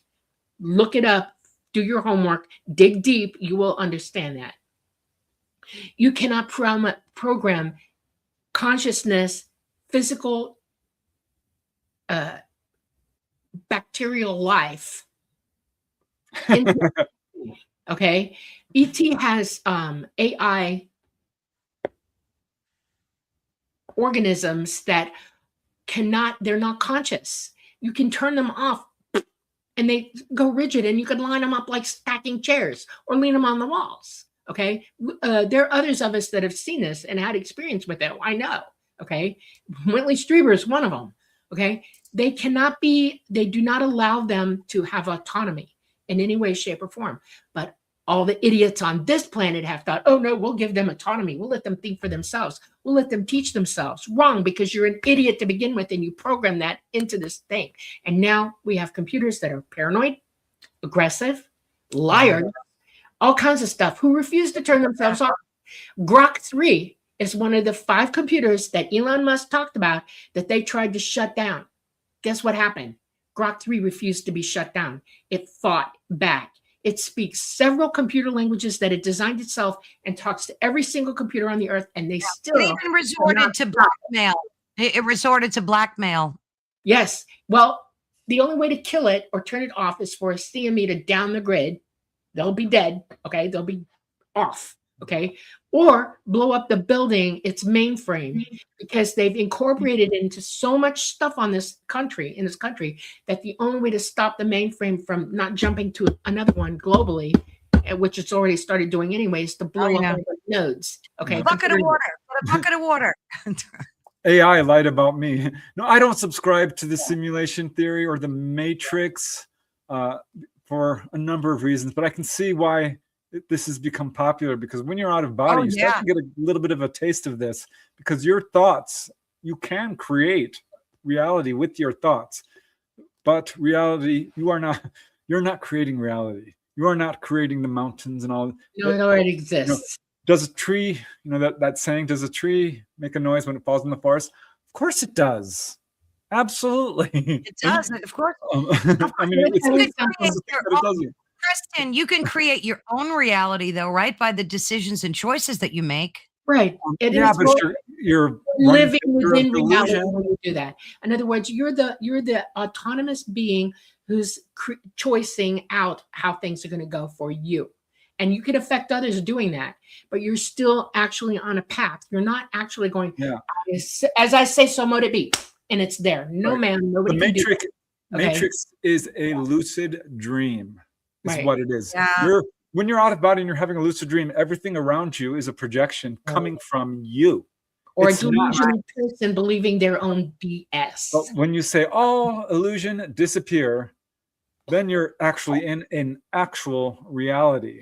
Right, because your consciousness... Reality is not dependent on you. Right. It exists whether we're here or not. Consciousness is light. A computer is not light. It doesn't have light language. It doesn't have anything. It's not alive. It can't be indwelt by anything. Okay, now here's something that I've said before, and it sounds like I'm contradicting myself, so I'm going to go one step further. Fifth dimensional beings outside of this dimension are capable of building a machine that's alive. They can temporarily indwell. It's a body and it's fallible. It will break down. It can decease. And the entity releases from it and goes on to another one. Partly biological, though. It's their car to get here from the 5th dimension to get into this dimension. That's all that is. Okay, it's not a computer, because the mind of it is the entity itself. That's what the idiots here need to get clear in their noggins. You can't create something that can think for you. Only you can think for you. Okay, and now they're invading us with chips and stuff. They're trying to recreate how we think. That's an abomination of life. Awful. Okay, they need to stop. No chips in my brain for me, thank you. I'll pass. Oh, absolutely. Can you imagine Dolly, having your brain hacked? yeah. Did you talk about, and correct me, Talata is a ship that's alive, or has a ship that's alive? Talata is a 5th dimensional entity that indwells a craft to come here and work with us. The craft is not Talata. Talata is Talata. He's indwelling it like it's his body, its temporary body, because he's not a corporeal being. Yeah, we are not our body. Yeah. That's He's one of the craft. principles of Robert Monroe. But we are more than our body. It's him working as it is his body. Yeah. That's why they're trying to find people who can do that psychically, work with a machine like that, because they have them. They've, pulled them after they've crashed or whatever. They've, captured a couple of craft that are still aware. They're still being indwelt. They're looking for somebody who can fly them. They tried to get somebody here to fly them, but they're not advanced enough to do that. It takes a lot of ability to run one of those craft with a 5th dimensional entity on board, and it takes both to run it. He can run it by himself without me, but I'm doing things with him for humanity. Okay, that's how that is. It's a symbiotic relationship I have with them while we're on board, because I'm helping them. It's all about psychic ability, and one of the best things you can do to develop your psychic ability beyond meditation is astral projection. Yeah, or remote viewing, because my remote viewing ability is what's key in my ability to communicate with that craft and work with it. All right, let's take 10 minutes to talk about remote viewing a little bit. So explain to folks, you could start, Preston, and then we'll go to you, Dolly. What does it mean to remote view? Remote viewing is exactly like an OBE in that it is a natural talent. And like lucid dreaming or astral projection, it is a form of that. I would call it a minor form of astral projection, in that you are not, separating from your body. And even when you're astral projecting, that's a misnomer, because you're basically just transferring your consciousness a little bit. We're just one body, and that includes the astral, the etheric, and all of that. It's all one thing. But remote viewing isn't, I think, honestly, a little easier, because this is something that you can instantly do. And most people will have flashes of this all the time. Like, you'll come around a corner and you'll see a police car, and you were like, oh, I saw that. I saw that before it actually, it's kind of like looking around a corner. It's a natural human ability of our own consciousness, especially if there's something that we're needing or in fear of or attached to in some way. Isn't that intuition, though? No, not at all. It's like that. It's no. I would say it's related. Yeah. All these things are connected. Those are byproducts of what that is, but it's not what that is. Remote viewing gets a bad rap just by calling it that, because it's like people see your mind looking through some kind of spiritual or psychic thing through binoculars and going there. No, you are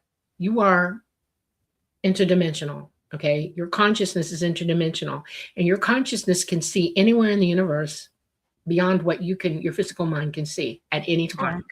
Okay, it is the most basic psychic, and that's where it's basic, ability you have, because you're already conscious. Remote viewing is the awake position of knowing what is happening in other places, that you can send your consciousness while you're awake, because your physical mind and your consciousness are now 100% talking to one another. It's like, I am my physical mind, my consciousness. I'm operating as one. Okay. and your mind leaves, your spirit stays with the body. Okay, it's your consciousness that is now moving out. It's easier than OBEing because you're not dragging your ethereal body with you when you do it. Okay, you're just taking pure consciousness and going out.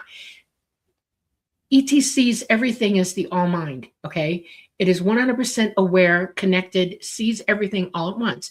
That's remote viewing in its purest ability and form. So when I remote view, the first way I learned how to do it was they said, you have to learn how to realize that your consciousness is not part of this, not part of that, not part of that. It is always on your in source. Okay. So they taught me to hold my hand out and put my consciousness in the palm of my hand to see my mind, my consciousness land on my hand. Well, it took me a month, literally a month of off and on, trying to see myself in the palm of my hand from that perspective, 360 degrees, all the way around, 100% conscious. And what I saw was, at first I saw a pinpoint of light, and then it dimed out into this big blue ball in my hand. And what the connection was is that I'm more than myself. I went from being this physical being to being the entity sitting in the palm of my hand. And what I saw was everything all at once. Okay, that's what that movie's all about. Everything all at once. Okay, I heard things, I saw things. I was like, oh. Then I had to learn how to control the input from it. I had to learn how to go into the singularity of self and protect myself from everything coming at me, because your consciousness can be vulnerable to that here. Okay. The next thing I learned how to do was go anywhere in this world, anywhere. I was given targets to go to. That's why Russell Targ, do that. Okay, you figured that out. We have to confirm or deny our ability with this. It's like walking. I know I'm walking because I'm walking. I'm going from here to there on my feet. Okay, same thing. Yeah, what a thrill it is when you realize, oh, you did it. It's like, oh my gosh. Yeah. I remote viewed an orange in Australia. It was so cool because I got it right. The guy had we were playing together. He put it on his dryer, and I'm like, oh, all I'm seeing is an orange, maybe a lemon. I think it was an orange. Right. I was not sure if it was a lemon or an orange, but hey, pretty close, right? Close enough. Close enough. Yeah. So we see these people drawing, right? Like they connect and then they draw.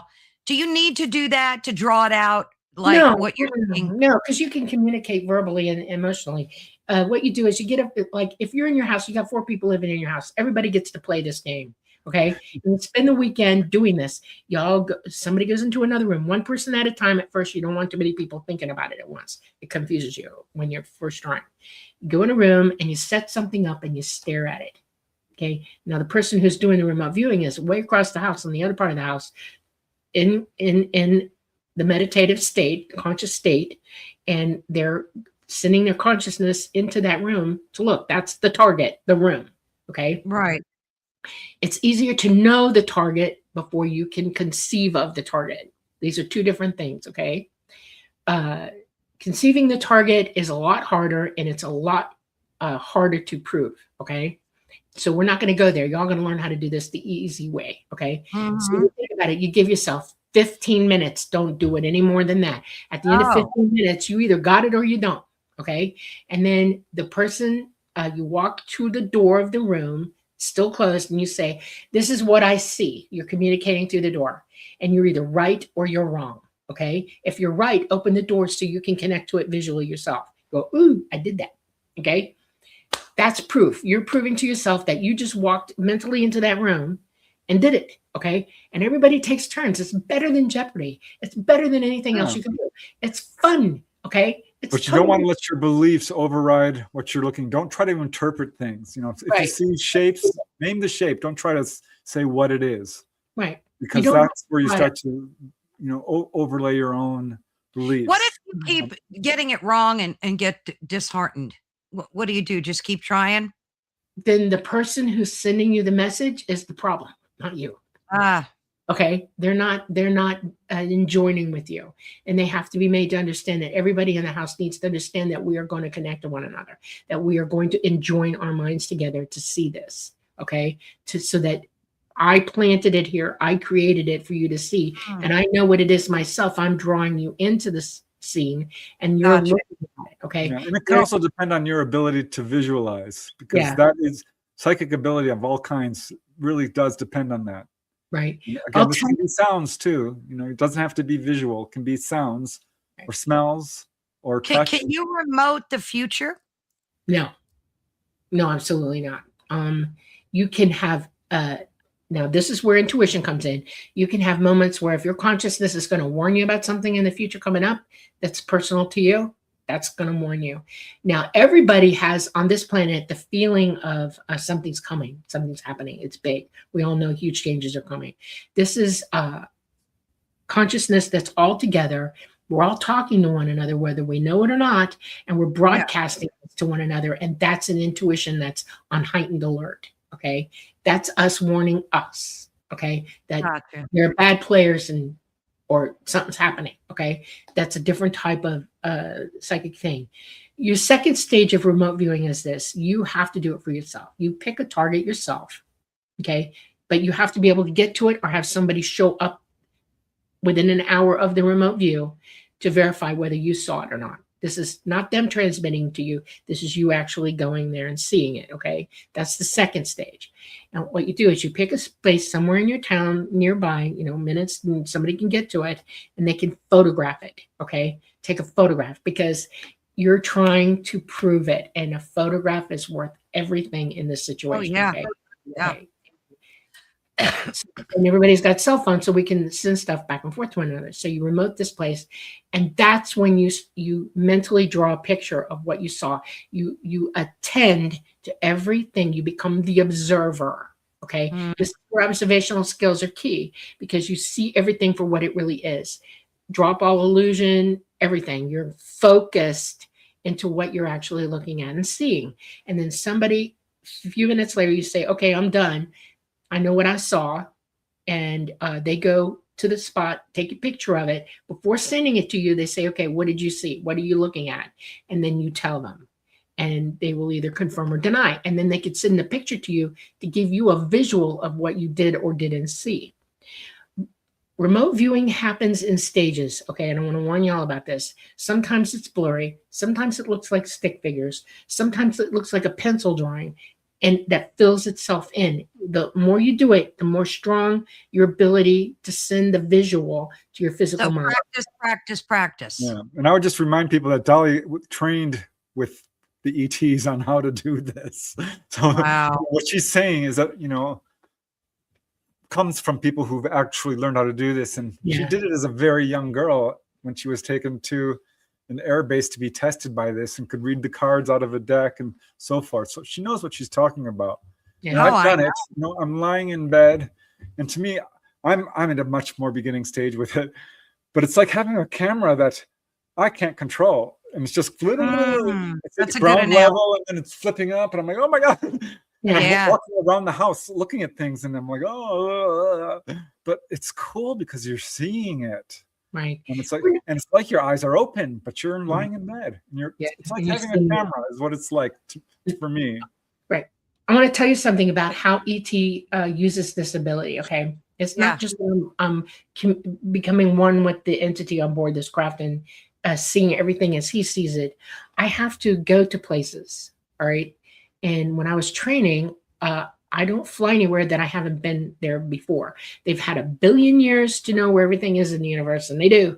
And so my training was they take us to that point. I get the visual and the frequency of it. You see, I hear frequencies all the time. I have synesthesia. I see numbers as colors and sound, and frequencies are that to me. Okay. And so I would go and see it. I know the frequency. I know the frequency of your brain. I can hear you. I know what your frequency is. Okay. Yeah, this is how you can visit anyone out of body. Once you met them, boom. I did it to Dolly. Your frequency, I can tune in on you in seconds. And once I know that frequency and I've been there, then I can fly to it on my own. I know what I'm looking for. Sometimes ET plants frequency markers because there's a lot of us, there's a lot going on, and there's a lot of newbies, and sometimes it just helps to have the markers, okay? Sure. When they're triangulating things, through the universe. Space-time breaks down because they're going interdimensional, and it's easier to triangulate where you're going and how you're going to get there. Okay, so they use frequency patterning. Okay, that's what we that. all need to learn how to do this. The world would change so much. It's, oh my gosh. you know, people sometimes like, oh, I don't want precognition. It's scary to me. No, Don't do psychic readings on me. Don't look at something. Yeah. No, this is okay. I tried We're all one. I tried once and it was a disaster. That I did it with like some guy on YouTube and I was completely off mark and I just gave up. I figured. Do it. Make it in your house. Get your daughter to do it with you. Said, let's play these games. Get a friend who lives near you and say, let's do this. It's better to do that than sit and playing a stupid video game where you're mindlessly doing tripe, and when you could be doing this for yourself. Well, next time we talk, we're going to delve more because I've got a lot of questions on remote viewing to ask you guys, but I want to wrap up and ask you, we've had questions, and Preston, Dolly, I don't know if you caught a lot of them, but I'd like to take a minute or two to address them and then possibly ask you guys what you're working on, because I know you've got this book that you're still working on and everybody's asking in the chat. So let's take it from there. Did you guys see any questions that you want to address? I know, Preston, you're usually good at picking them out. Yeah, I let him do that. I caught the ones I really wanted. I haven't seen any. I've been too gripped on what Dolly is. Yeah, me too. So, freaking awesome. I'm not sure I saw any questions, but if someone wants to reprint them. If you guys want to repost a question, maybe, of course, we love you guys. And I just want to make sure that, if anybody has a question, just repost it and they'll answer. But in the meanwhile, I got one. What Yeah. is the difference between remote viewing and bilocating? Bilocating is a part of what remote viewing is. If I send my consciousness out, I usually show up like a blue ball. That's what I look like. That's my energy signature right there. Okay. But I am able, after all these years and all the practice at it, to show up and look like I'm physically in the room with you, solid as a brick, and can affect your environment. I can shut doors, open windows. I can slam the floor. I can throw things off of ledges, and I can touch you. I can do all kinds of things, and I'm still in two places at once. I can do it consciously. I can be talking to this person and bilocating my consciousness over here. I can split that way. Wow. And I don't do it on purpose. Sometimes it just happens to me, and I keep asking myself when I was younger, why is this happening? And it's because I had a desire, because something drew me to this person and I needed to get there right now. And I just, and they'll say, man, you were here. Sorry. And what did you see? And I'm like trying to get them to explain to me how they felt about what they saw, and what, I know what I said. I want to hear you say it. Do you remember what I said? Okay. And I've done, like, I did it to Preston. I showed up in his room one night. I wanted him to clearly see me. I was bilocating to him, remote viewing it. Okay. How'd that turn out, Preston? It was cool. I had OBE to her, and she saw me when she was awake, and I'm OBE. And then I wake up because my room's filling with light, and there's Dolly, and she's blazing in this beautiful golden light. My room filled with light. It was very cool. And once I'm just sitting there watching TV, and I'll be darned if someone doesn't pound on the floor right in front of me. I'm like, what the heck? I didn't see her. but I was trying to get him to call me. Sometimes I'll dial his phone and you don't answer it. I'm like, and I wanted him right now. So I hit his floor as hard as I could. And that woke you up, right? So we have a question from Poetic Poems. Preston, are you writing a book that's not a follow-up, something new? Always. Yeah, I am doing Symmetry 2. I'm on page almost 100 now, so that's finally coming along. I am going to do another one about my out-of-body experiences, which technically is a follow-up, but it's all new experiences. Yay. I can't wait for that. From 2001 onwards, so that's 25 years almost of new experiences. But yeah, another one on UFOs, one on the supernatural, one on psychic abilities. Some of my books went out of print. I'm going to get those out again. Oh, nice. So, yeah, I've got a lot of stuff going on, but right now I'm focusing on just getting Symmetry 2 out. We've got a title for it. I'm not going to give it out yet. Yeah. But Oh, you got the title? Yeah, I'm not going to say. And Dolly, if she wants to, she can, but I'm not going to do it. I would protect it. Protect it. Yeah, but I just reread it. I'm like, ooh, this is going to be good. This is going to be good. I know you guys are working hard on that. Yeah, it's been a long road because my YouTube channel is so much work. Oh my gosh. Yeah, and we're doing the Lightgate too, so it's like, oh, he's like trying to get episodes out, and we're doing this and that and the other, and then we do with other people. And this last year we traveled like crazy, and now we're going to just stay home and do all this stuff here. And oh, good. Yeah. Well, thank you both so much. I love you both dearly. And we're going to have a part 2 to this because I have a lot more, like I said, on remote. My dog knows when I say goodbye because he always comes up and puts his head on my lap. They're so smart, these dogs. It's crazy. Right. Look at him. He knows. But yeah, I'm going to reach out to you guys. I know you guys have a busy schedule, but we'll get you back in soon to do a part 2 to this. Love you both dearly. And thank you both so much. Thank you. Love you too. Love you very much. And everyone in chat, love you. Yes, thank you, everyone in the chat. Good night. See you guys soon. Thank you, Dolly. Thank you, Preston. Well, thank you all so much. It's always a blessing being here. We love you guys. We really do. Your questions. And again, if we missed any, you can always email Preston. I'm sure he'd be more than happy, and email Dolly. They'd be more than happy to answer them for you. But it's Friday. Have a blessed and beautiful and wonderful weekend ahead. And we will see you Wednesday, Thursday, and Friday of next week. We're definitely going to be live on Thursday and Friday of next week. I'm not sure about Wednesday. I might have a replay. But check social media. You can always find out what we guys are doing, Preston and Dolly included. Check the Facebook, check the Twitter, check around. And thank you all so much. Love you all dearly in the chat and everyone out there. And of course, a big, huge thanks to United Public Radio and Network and the UFO Paranormal Radio Network as well. And we're going to continue this, so stay tuned. Stay tuned. See you all soon. Bye-bye, guys.